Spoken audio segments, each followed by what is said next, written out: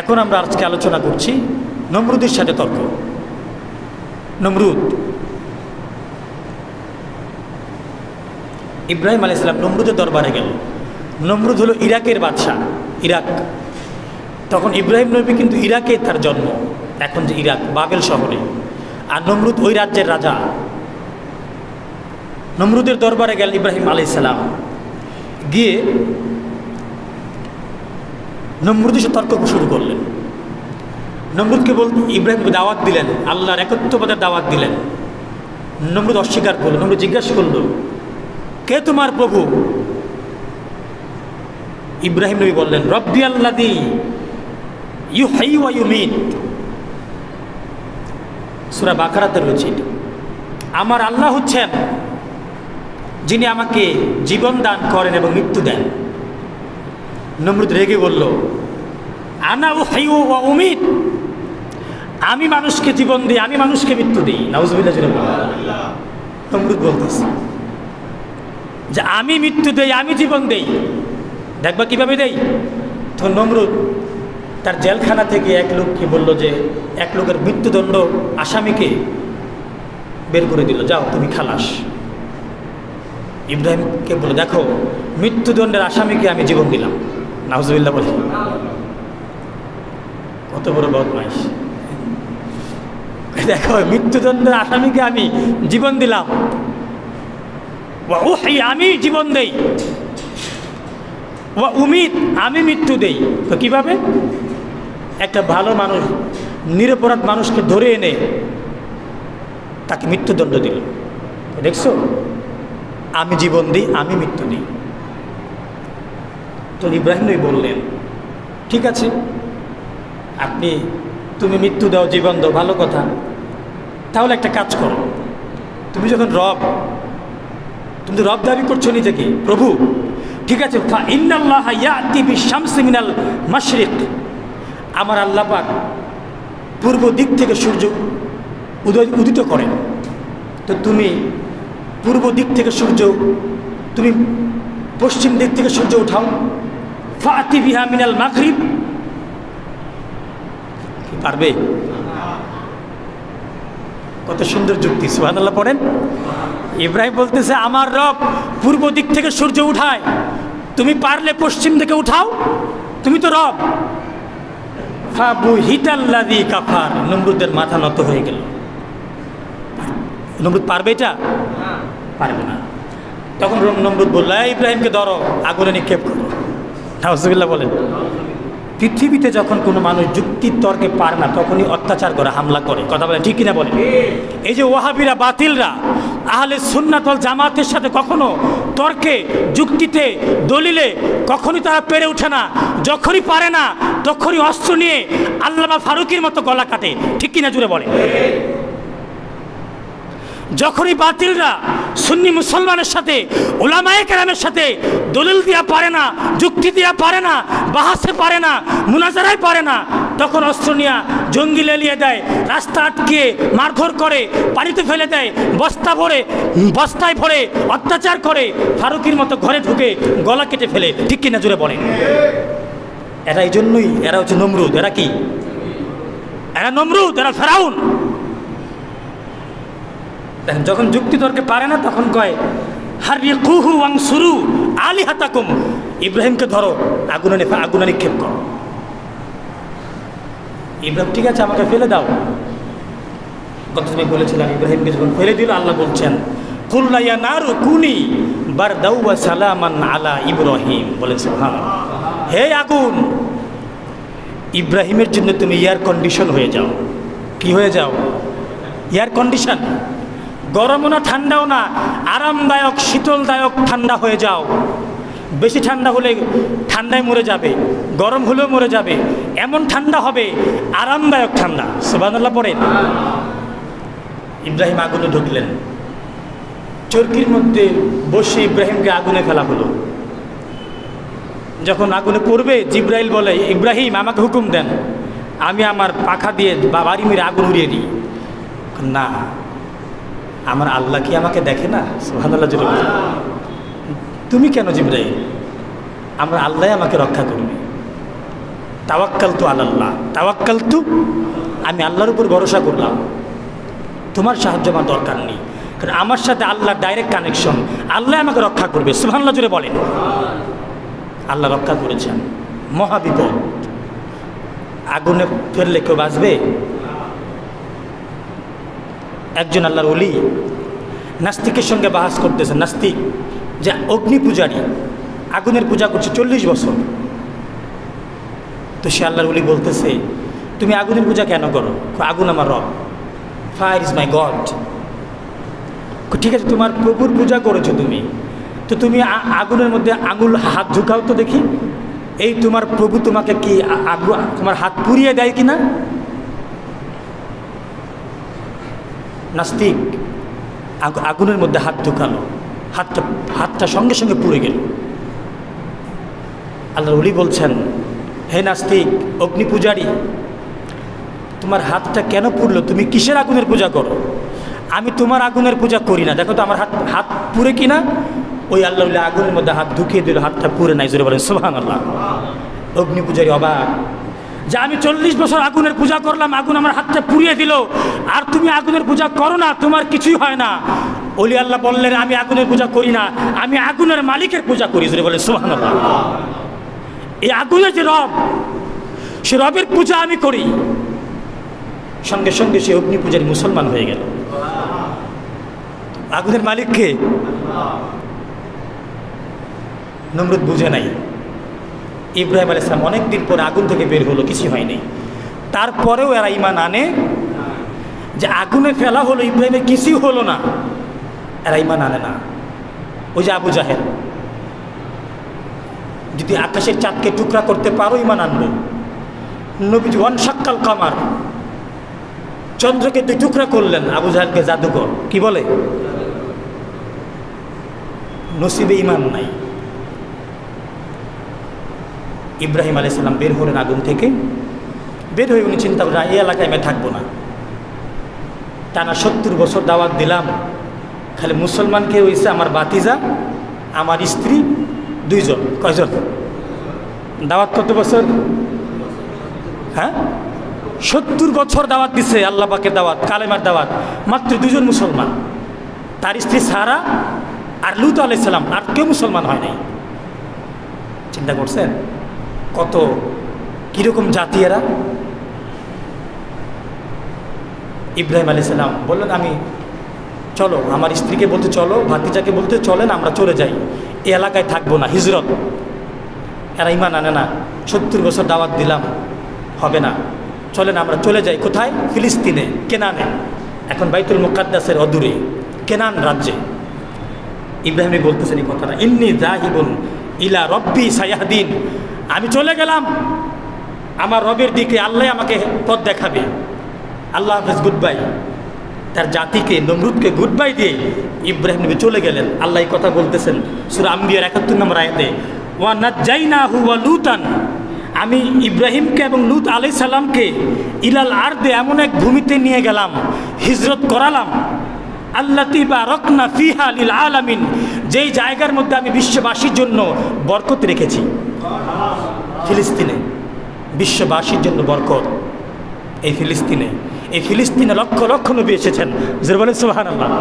ইব্রাহিমের বংশধর দ্বিতীয় ছেলে ইসহাকের বংশে আল্লাহ পাক লক্ষ লক্ষ নবী পাঠিয়েছেন। ওই নবী সবই ফিলিস্তিনে এসেছেন, সেখান থেকে সারা বিশ্ব ছড়িয়ে পড়েছেন। বারাকনা, আল্লাহ বলেছেন বারাকনা ফিহা লিল আলামিন, এই ফিলিস্তিনে আমি বিশ্ববাসীর জন্য বরকত রেখেছি। তখন বিবি সারা ভাতিজা লূতকে নিয়ে ইব্রাহিম ফিলিস্তিনে গেলেন। আল্লাহ বলেন, লূতকে আল্লাহ নবুয়ত দান করলেন। লূতকে আল্লাহ নবুয়ত দিয়ে বলেন, লূত তুমি চলে যাও জর্ডানে। জর্ডান সৌদি আরবের পাশে, Iraq, Syria, Jordan, Lebanon, Israel, ফিলিস্তিন, এই অঞ্চলে জর্ডানে সাদুম নামক এলাকায় লূত তুমি চলে যাও, সেখানে মানুষ সমকামী, নাউজুবিল্লাহ বলেন, গে, পুরুষের নারী ব্যভিচার করে। আসে না এগুলা? ইউরোপে আসে না, আমেরিকায় আসে না, লাইসেন্স দেওয়া, বৈধ করা। তো ওই এলাকার মানুষ সমকামী সবাই। আল্লাহ বলে, লূত তুমি ওখানে চলে যাও, ওখানে গিয়ে তুমি আমার দিনের দাওয়াত দাও, মানুষকে এই অপকর্ম থেকে তুমি ফেরাও। তো লূত আলাইহিস সালাম চলে গেলেন জর্ডানে, আর ইব্রাহিম এবং তার স্ত্রী চলে আসলেন ফিলিস্তিনের কেনানে। এখন কেনানে আসার পরে দুর্ভিক্ষ, খাবার নাই, কোনো রকম শস্য নাই, কিচ্ছু নাই। আল্লাহ বলেন, ইব্রাহিম তুমি মিশরে চলে যাও। মিশর, আমার ছোটো ভাই মিশরে থাকে, আল আজহার বিশ্ববিদ্যালয়ে পড়ে, আমার 3 নম্বর ভাই, অনার্স পড়ে, ইসলামিক ল 2nd ইয়ারে পড়ে। তার জন্য আপনারা দোয়া করবেন, বলে আমিন, যেন বড় আলেম হয়ে আল আজহার বিশ্ববিদ্যালয় থেকে বড় আলেম হয়ে যেন দিন এবং মিল্লাতের খেদমত করতে পারে, বলে আমিন। তো এই মিশরে চলে গেলেন ইব্রাহিম আলাইহিস সালাম তার স্ত্রীকে নিয়ে। লোহিত সাগর এই পারে হচ্ছে মিশর, ওই পারে হচ্ছে সৌদি আরব। তো ইব্রাহিম নবী যখন সারাকে নিয়ে চলে আসলেন, তখন রাস্তার মধ্যে ওই মিশরের রাজা আরেক শয়তান, এটা নারী লোভী, লম্পট, দুশ্চরিত্র, রাস্তার মধ্যে ইব্রাহিম নবীকে আটক করলো। তোমার সাথে কে? ওইটা আবার নারী লোভী ছিল, মানে কোনো মেয়ে দেখলে সে ওই মেয়েকে আটক করে নিয়ে গিয়ে তার সাথে খারাপ কাজ করতো। যদি ওই মেয়ের সাথে স্বামী থাকতো হত্যা করতো, ভাই বা বাবা থাকতো তাহলে ছেড়ে দিত। ইব্রাহিম নবীকে আটক করেছে সারাকে। সারার বয়স কত তখন জানেন? যখন ইব্রাহিম নবী হিজরত করে তার বয়স 80 বছর, আর সারার বয়স 70 বছর। কত বছর? 70। বৃদ্ধা। 70 বছরের মেয়ে কি জোয়ান না বৃদ্ধা? বৃদ্ধা। কিন্তু সারা ছিল সবচেয়ে সুন্দরী, বৃদ্ধা হলো মহাসুন্দরী। ওই সারাকে দেখে তো লম্পটের মধ্যে শয়তানি বুদ্ধি চলে আসছে, সারাকে আটক করেছে। ইব্রাহিমকে বল, তোমার কি হয়? ইব্রাহিম বলল, আমার বোন। কি হয়? বোন। যদি বলতেন আমার ওয়াইফ, তাহলে ইব্রাহিমকে মেরে ফেলতো। ইব্রাহিম বলল, আমার বোন হয়। এই কথা বলার পর ইব্রাহিমকে ছেড়ে দিল, সারাকে নিয়ে গেল। সারাকে নিয়ে ওই বদমাশ, লম্পট, দুশ্চরিত্র সারার দিকে সে হাত বাড়ালো। সারা দোয়া করলেন, আল্লাহ আমি তোমার এবং তোমার রাসূলের প্রতি ঈমান এনেছি, আমি আমার সতীত্বকে আমি আমার স্বামীর জন্য বজায় রেখেছি, আল্লাহ তুমি লম্পটের হাত থেকে আমাকে রক্ষা করো। এই কথা বলার সঙ্গে সঙ্গে লম্পট হাত পা অবশ্যই মাটিতে লুটিয়ে পড়লো। বলে জোরে বলেন সুবহানাল্লাহ। এদিকে ইব্রাহিম দোয়া করছে, আল্লাহ তুমি আমার সারাকে রক্ষা করো, আল্লাহ তুমি আমার সারাকে রক্ষা করো, যেমনিভাবে তুমি আমাকে নমরুদের আগুন থেকে রক্ষা করেছো। কে আল্লাহ করবে কি করবে না? লম্পট বেহুশ হয়ে গেল। লম্পট বলল, সারা আমাকে মাফ করে দাও, আমি আর এই খারাপ কাজ করতে চাইবো না। তখন সারা আল্লাহকে বলে, আল্লাহ তাকে ভালো করে দাও। আবার ভালো হয়ে গেল। ভালো হয়ে আবার হাত বাড়ালো, আবার অবশ্যই হয়ে গেলো। 3 বার, এরকম করে 3 বার লম্পট সারার থেকে এগিয়ে গেল, 3 বারই অবশ্যই মাটিতে পড়ে গেল। 3 বারের মাথায় যখন বলল, সারা আমি আমার ভুল বুঝতে পেরেছি, আমি আর খারাপ কাজ করতে তোমার দিকে এগোবো না। সারা দোয়া আল্লাহর কাছে দোয়া করলেন, আল্লাহ যদি তুমি তাকে ভালো না করো, এবার মানুষ মনে করবে আমি তাকে মেরে ফেলেছি, আমি তাকে এই অবস্থা করেছি। আল্লাহ লম্পটকে ভালো করে দিলেন। এখন লম্পট ভালো হয়ে এখন সারার দিকে আর হাত বাড়ালেন না, সারাকে ছেড়ে দিলেন এবং সারার সাথে একটা সুন্দরী দাসী দিলেন, নাম তার বিবি হাজেরা। যেটা বলেন সুবহানাল্লাহ। হাজেরা ইসমাইলের কি হয়? মা। সারার খেদমতের জন্য হাজেরাকে দিলেন। হাজেরা আরো সুন্দরী। এখন সারা হাজেরাকে নিয়ে ইব্রাহিমের কাছে আসলো। স্বামী স্ত্রী বলল যে আমাকে কোনো ক্ষতি করতে পারে নাই। ইব্রাহিম বলল, আমি তোমার জন্য দোয়া করতেছি, আল্লাহ আমাদেরকে রক্ষা করেছে। যেটা বলেন সুবহানাল্লাহ। ইব্রাহিম বলেন, চলো আমরা মিশরে থাকবো না, আমরা আবার ফিলিস্তিনে চলে যাই। এখন ওই শয়তান যে লম্পট মিশরের রাজা অনেক স্বর্ণ, দিনার, দিরহাম, গহনা অনেক কিছু দিলেন, উপহার দিলেন ইব্রাহিমকে, অনেক অর্থ সম্পদ দিলেন। ওই অর্থ সম্পদ নিয়ে বিবি সারা, হাজেরা, ইব্রাহিম নবী আবার ফিলিস্তিনে কেনানে চলে আসলেন। বলেন সুবহানাল্লাহ। এখন সারার তো বাচ্চা হয় না, বন্ধা। এখন সারা চিন্তা করলেন, আমার তো বাচ্চা হয় না, তাহলে আমার যে দাসী হাজেরাকে আমি ইব্রাহিমকে দিয়ে দিই। ইব্রাহিম তুমি হাজেরাকে বিয়ে করো, যেহেতু আমাদের ঘরে কোনো সন্তান নাই, আপনি হাজেরাকে বিয়ে করেন, আমার কোনো আপত্তি নাই। যেটা বলেন সুবহানাল্লাহ। তখন ইব্রাহিম আলাইহিস সালাম হাজেরাকে বিয়ে করলেন। তখন ইব্রাহিমের বয়স 85 বছর। কত বছর? 85। আর সারার বয়স হচ্ছে 75। তখন ইব্রাহিম আলাইহিস সালাম হাজরাকে বিয়ে করলেন। বিয়ে করে ইব্রাহিম নবী দোয়া, আল্লাহর কাছে দোয়া করলেন, আল্লাহ রব্বি হাবলি মিনাস সলিহিন, আল্লাহ তুমি আমাকে একটা নেক সন্তান দান করো। জোরে বলেন সুবহানাল্লাহ। তো যারা বিয়ে করেছেন এই দোয়াটা সবসময় করবেন, রব্বি হাবলি মিনাস সলিহিন, রব্বি হাবলি মিনাস সলিহিন, আল্লাহ আমাকে নেক সন্তান দান করেন। আল্লাহ বললেন ফাবাশশারনাহু বিগুলামিন হালিম, আমি ইব্রাহিমকে একটি ধৈর্যশীল সন্তানের সুসংবাদ দিলাম। হাজেরার গর্ভে, সারা তো বন্ধা, সারার গর্ভে কোনো সন্তান নাই। তখন আমাদের সমাজে যাদের সন্তান হয় না, আসেন এরকম বন্ধা নারী আসে না, আত্মহত্যা করতে যায়। কেন করবেন? তুমি সারা তো বন্ধা ছিল, কার উপর ভরসা করেছে? আল্লাহর উপর ভরসা করেছে, কষ্ট পায় নাই, দোয়া অব্যাহত রেখেছে, আল্লাহ আমাকে নেক সন্তান দেন। 86 বছর বয়সে আল্লাহ মা হাজেরার গর্ভে ইসমাইলকে দান করলেন। জোরে বলেন সুবহানাল্লাহ। ইসমাইলের জন্ম হলো ফিলিস্তিনের কেনানে। ধারাবাহিক আলোচনা করছি। এখন ইব্রাহিমের ঘরে ইসমাইল হলো। আল্লাহ বলছেন কি, ইব্রাহিম তোমাকে আমি একটা এমন সন্তান দিব যে সন্তান ধৈর্যশীল। ধৈর্যের দাম আছে না নাই? ধৈর্যের অনেক দাম। একটা ঘরের বউ আল্লাহ রাসূল বলেছেন তোমরা বিবাহ করো দিনদার মেয়ে দেখে। দিনদার মানে কি জানেন? ধৈর্যশীলা। একটা মেয়ে যদি ধৈর্যশীল হয় স্বামীর ঘরে, ওই সংসারটা জান্নাত হয়ে যায়। ঠিক কিনা জোরে বলে? আর ধৈর্য না থাকলে,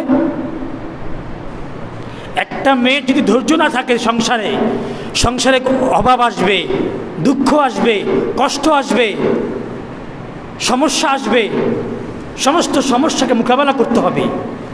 যদি একটা মেয়ে ধৈর্যশীলা না হয়, সংসারটা জাহান্নাম। ঠিক কিনা বলেন? যারা বিয়ে করেছেন বলেন ঠিক কিনা? আর যদি একটা মেয়ে ধৈর্যশীল হয়, যত বিপদ আসুক সেই ধৈর্যের সাথে মোকাবেলা করে, হাসি খুশিতে মোকাবেলা করে, আলহামদুলিল্লাহ, আল্লাহ ভালো বুঝে, আল্লাহ আমাদেরকে দান করেছেন, আল্লাহ বুঝবেন, আল্লাহ দেখবেন, কষ্ট আল্লাহ দিয়েছেন, আল্লাহ দূর করবেন।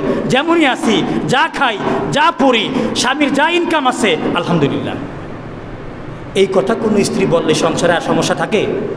স্বামীর ইনকাম মাসে 10,000, তার খরচ আছে 20,000, বউর শাড়ি গহনা লাগে 50,000, ওই সংসারে সুখ হবে? যদি স্ত্রী ধৈর্যশীল হয়, আপনার ইনকামই তো 10,000, আমাকে কিছু দিতে হবে না, আল্লাহ যেদিন তৌফিক দিবে সেদিন আমাকে দিয়েন। এই জন্য নবীজি বলেছে দিনদার মেয়ে দেখে বিয়ে করো, দিনদারি মেয়ে বিয়ে করো, আল্লাহওয়ালা মেয়ে বিয়ে করো। আল্লাহওয়ালা মেয়েরা ধৈর্যশীল হয়, আর ধৈর্যশীল হলেই তোমার সংসারটা জান্নাত হবে, নয়তো সংসার জাহান্নাম হয়ে যাবে সংসারটা। তো ইব্রাহিম, হাজেরা ছিল ধৈর্যশীলা, সারা ছিল ধৈর্যশীলা, তাদের সংসারে আল্লাহ দিয়েছেন ইসমাইলকে। সুবহানাল্লাহ। ইসমাইলকে পেয়ে গোটা সংসারে আনন্দের বন্যা বয়ে গেল। ইব্রাহিমও খুশি, 86 বছর বয়সে প্রথম সন্তান। সারাও খুশি, হাজেরাও খুশি, ইব্রাহিমও খুশি। কি আনন্দ দিন কাটতেছে। এই হাজেরা ইসমাইলকে কুলে নিয়ে দুধ খাওয়ায়, বাচ্চা ছোট ছেলে, কি আনন্দ সংসারে। সুবহানাল্লাহ পড়েন, অভাব নাই। হঠাৎ করে আল্লাহ পাক এমন একটা আদেশ ইব্রাহিমকে দিলেন, ইব্রাহিম যাও হাজেরাকে এবং তার সন্তানকে নির্বাসনে দিয়ে আসো। কোথায়? আমার ইন্দা বাইতুল মুহাররম, আমার সম্মানিত কাবাঘরের পাশে মরুভূমিতে ইসমাইলকে এবং তার মাকে বনবাস দিয়ে আসো, নির্বাসনে দিয়ে আসো, আমি আল্লাহর হুকুম। ইব্রাহিম একটু কষ্ট পেলেন না, চিন্তিত হলেন না, সঙ্গে সঙ্গে বলেন আল্লাহ তুমি যা চাও তাই হবে। জোরে বলেন সুবহানাল্লাহ। ইব্রাহিম কার পাগল? কার পাগল? আল্লাহ যা কয় ইব্রাহিম তাই করে। ওয়া ইযিবতালা ইব্রাহিমা রাব্বুহু বিকালিমাত, আল্লাহ ইব্রাহিমকে পরীক্ষা করলেন। এর মধ্যে একটা পরীক্ষা, তোমার স্ত্রী সন্তানকে নির্বাসন দাও। বলেন এই মাত্র একটা সন্তান হলো, কি আনন্দ বাবার। ঠিক কিনা বলেন? তাও 86 বছর বয়সে, বৃদ্ধ বয়সে সন্তানের বাবা হয়েছেন।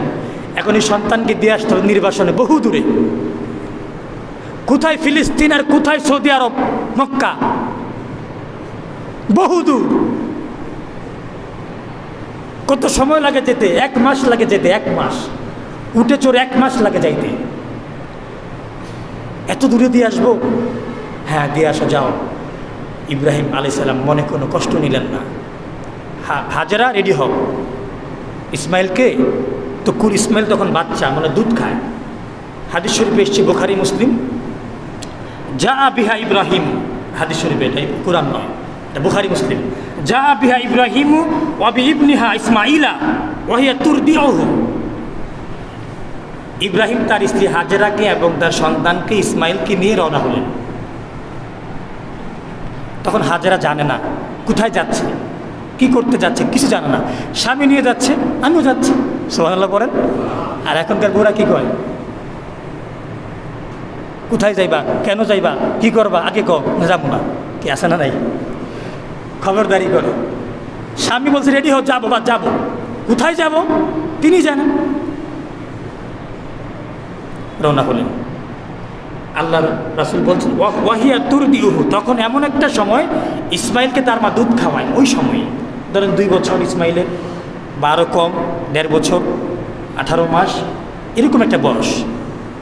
মার কোলে রওনা হলেন ইব্রাহিম, ইসমাইল এবং তার মা সারা ফিলিস্তিনে। আর হাজেরাকে নিয়ে যাচ্ছেন মক্কা শরীফে, এই লোহিত সাগরের পাশে, সৌদি আরব। যাচ্ছেন 1 মাস পরে আসলেন মক্কাতুল মুকাররমার। আল্লাহর কাবাঘর তো এরকম না, শুধু উঁচু একটা টিলার মধ্যে বোঝা যায় এখানে নিচের স্তম্ভ, নিচের খালি ভীমটা বোঝা যায়, ভীম, উপরে কোনো ঘর নাই, খালি নিশানাটা বোঝা যায়, আর কিছু নাই কাবাঘরে। কাবাঘর নির্মাণ করেছেন প্রথম ফেরেশতারা, তারপর আদম আলাইহিস সালাম, তারপর ইব্রাহিম আলাইহিস সালাম। যখন নূহ আলাইহিস সালামের যখন বন্যা আসলো, ওই বন্যায় কাবাঘর ধ্বংস হয়ে গেল, বন্যায় ধ্বংস হয়ে কাবাঘর ভেঙে গেল, দেওয়াল ভেঙে শুধু নিশানাটা আছে, চিহ্নটা ছাড়া কিছু নাই। ইব্রাহিম আলাইহিস সালাম তার স্ত্রীকে নিয়ে আসলেন, এখানে রেখে সাথে নিয়ে আসলেন 1 পোটলা খেজুর, 1 মশক পানি। তো কাবাঘরের পাশে একটা গাছ আছে, দাউহা, বিশাল গাছ ছিল তখন, এখন নাই। বিশাল গাছের নিচে ইব্রাহিম বসলেন, হাজেরাও বসলেন, ইসমাইল কোলে। কি একটা মোমেন্ট! ইব্রাহিম কিছু বললেন না, কোনো কথা নাই। 1 পোটলা খেজুর আর পানি হাজেরা হাতে দিলেন, দিয়ে কোনো কথা নাই, আওয়াজ নাই, শব্দ নাই, সোজা হাঁটা শুরু করলেন। হাজেরা, কি ব্যাপার, এইখানে রেখে ইব্রাহিম কোথায় যায়? এখন হাজেরা কথা বললেন, আইনা তাযহাবু ইয়া ইব্রাহিম, ইব্রাহিম আপনি কোথায় যাচ্ছেন? ওয়া তাতরুকুনা বিহাযাল ওয়াদি আল্লাযী লাইসা ফীহি ইনসুন ওয়ালা শাইউন, আপনি আমাদেরকে এমন জায়গায় রেখে যাচ্ছেন, এখানে কোনো মানুষ নাই, কোনো কিচ্ছু নাই, না আছে পানি, না আছে কিছু মানুষ, না আছে কিছু, পুরা মরুভূমি আর মরুভূমি। হায় হায়, আইনা তাযহাবু ইব্রাহিম। ইব্রাহিম কোনো কথা বলে না, হাঁটতেছে তো, ইব্রাহিম হাঁটতেছে, কোনো কথা নাই। হাদিস শরীফে এসছে ইব্রাহিম পিছনেও তাকায় না। কার সন্তুষ্টি চায়? হায় হায় হায় হায়, ইব্রাহিম আল্লাহকে এতই ভালোবাসেন, স্ত্রী ডাকছে পিছন থেকে, দৌড়তেছে আপনার পিছনে, আপনি হাঁটতেছেন, পিছনেও তাকান না, তাকায় না। তাকাইলে কি লাগবে, মায়া লাগবে না? স্ত্রী বলতেছে, আইনা তাযহাবু ইব্রাহিম, কোথায় যান আপনি? ফাকালাত, স্ত্রী বললেন, হাজেরা বললেন, আল্লাহ আল্লাযী আমারাকা বিহাযা, চলে যান, ভালো কথা, এই কথা বলে যান, এটা কি আল্লাহর হুকুমে? সুবহানাল্লাহ পড়ে, এটা কি আল্লাহর হুকুমে? আপনি যে আমাদেরকে রেখে চলে যাচ্ছেন, এটা কি আল্লাহ হুকুম করেছে? ক্বালা নাম, ইব্রাহিম বললেন হ্যাঁ, মানে পিছনে তাকায় না, সামনের দিকে তাকাই বলতেছে, হ্যাঁ আল্লাহর হুকুম। তখন ইব্রাহিম হাজেরা বললেন, ইযান লা ইউদাইয়ুনাল্লাহ, চলে যান, আল্লাহ আমাদেরকে ধ্বংস করবে না। সুবহানাল্লাহ পড়ে, চলে যান, আপনাকে আর দরকার নেই। যখন আল্লাহর হুকুমে রেখে যাচ্ছেন, আল্লাহ আমাদের দেখবে, ঠিক কিনা জোরে বলেন। ইব্রাহিম চলে গেলেন অনেক দূরে, হাঁটতে হাঁটতে হাঁটতে হাঁটতে অনেক দূরে চলে গেলেন, তখন আর দেখা যায় না, এমন দূরে গেলেন আর দেখা যায় না। তখন ইব্রাহিম পিছন দিকে তাকালেন, তাকিয়ে দেখে এখন আর স্ত্রীকেও দেখা যায় না, ইসমাইলকেও দেখা যায় না। এখন ইব্রাহিম 2 হাত তুলে দোয়া করছে আল্লাহর কাছে, একটা বিনয় দোয়া, করুন একটা দোয়া, রব্বানা ইন্নী আসকান্তু মিন যুররিয়াতি বিওয়াদিন। আল্লাহ, ও আমার রব, আমি আমার পরিবারকে রেখে যাচ্ছি এমন একটা জায়গায়, বিওয়াদিন গায়রি যি জারিন, এমন একটা জায়গা যেখানে কিচ্ছু নাই, ফসল নাই, ফল ফলাদি নাই, পাখি নাই, কোনো খাবার নাই, কোনো পানি নাই, কিচ্ছু নাই, ইনদা বাইতিকাল মুহাররাম, আপনার সম্মানিত ঘরের পাশে। জোরে বলে সুবহানাল্লাহ। আল্লাহ, কিচ্ছু নাই, কেন রেখে যাচ্ছি? রব্বানা লিইয়ুকিমুস সালাহ, আল্লাহ এই জন্য রেখে যাচ্ছি, এখানে আমার সন্তান ইসমাইল এবং তার বংশধররা নামাজ কায়েম করবে। ইব্রাহিম তো জানে যে আল্লাহর পরীক্ষা বটে, কিন্তু আল্লাহর উদ্দেশ্য আছে। কি আছে? এই ইসমাইলের বংশে আল্লাহ শেষ নবীকে পাঠাবে এবং এই আজকে আরব দেশ আবাদ হবে, আরব দেশ আবাদ হবে ইসমাইলের মাধ্যমে। প্রত্যেকটা কারণের পিছনে, একটা ঘটনার পিছনে কারণ আছে না? প্রত্যেকটা কারণ ঘটায় কে? আল্লাহ। কেন ঘটায়? ভবিষ্যৎ ভালো কাজে। ইউসুফকে তার ভাইরা কুয়ার মধ্যে ফেলে দিছে, এই পুরা কাহিনী ঘটাইছে কে? কেন ঘটাইছে? ইউসুফকে বাবার কুল থেকে বের করে মিশরের বাচ্চা বানাবে। ইসমাইলকে কেন আল্লাহ বনবাসে আনলেন? ইসমাইল এবং তার মাকে আল্লাহ কেন এই কাবাগরের পাশে বনবাস দিতে বললেন? আল্লাহ ইসমাইলের মাধ্যমে কাবাগর নির্মাণ করাবেন, এই কাবাগরের পাশে আমার নবীকে পাঠাবেন, এই আরব দেশ আবাদ করবেন, কিয়ামত পর্যন্ত এই বাইতুল্লাহকে আল্লাহ পাক প্রতিষ্ঠিত করবেন। এখন হয় নাই কাবাগর, হজ হয় না, সবই কার ইচ্ছা? ইব্রাহিম দোয়া করতেছে, আল্লাহ ফাজআল আফইদাতাম মিনান নাস তাহওয়ি ইলাইহিম, আল্লাহ আমি এদেরকে রেখে যাচ্ছি, আল্লাহ তুমি মানুষকে তাদের দিকে ঝুঁকায় দাও, কিছু মানুষকে তাদের দিকে আকৃষ্ট করো, যেন এই এলাকায় একটা বসতি হয়, একটা যেন শহর হয়ে যায়, একটা গ্রাম হয়ে যায়। এখন তো কেউ নাই, মানুষকে এদিকে আকৃষ্ট করো, যেন মানুষ এখানে এসে বসবাস করে, যেন আমার স্ত্রী এবং সন্তান একটা গ্রাম পায়, বসতি পায়। ওয়ারযুকহুম মিনাস সামারাত, আল্লাহ ইসমাইল এবং তার আমার স্ত্রী এবং এই বসতিকে তুমি আল্লাহ যারা আসবে এখানে তাদেরকে ফল ফলাদি দিয়ে তুমি আল্লাহ রিজিক দান করো। আচ্ছা, আজকে সৌদি আরব গিয়ে দেখেন, সৌদি আরব খেজুর ছাড়া কোনো ফল হয় না, শুধু খেজুরই হয়। তাহলে সৌদি আরব যা দেখবেন ফলের কোনো অভাব নাই, ঠিক কি না? আপনি কোন ফল খাইতে চান, সব ফল সৌদির বাজারে আছে। কেন? পৃথিবীর এমন কোনো ফল নাই সৌদি আরবে নাই, তার কারণ ইব্রাহিমের দোয়া। ইব্রাহিম দোয়া করেছে ওয়ারযুকহুম মিনাস সামারাত, আল্লাহ তুমি আমার এই বংশকে তুমি ফল ফলাদি দিয়ে রিজিক দাও।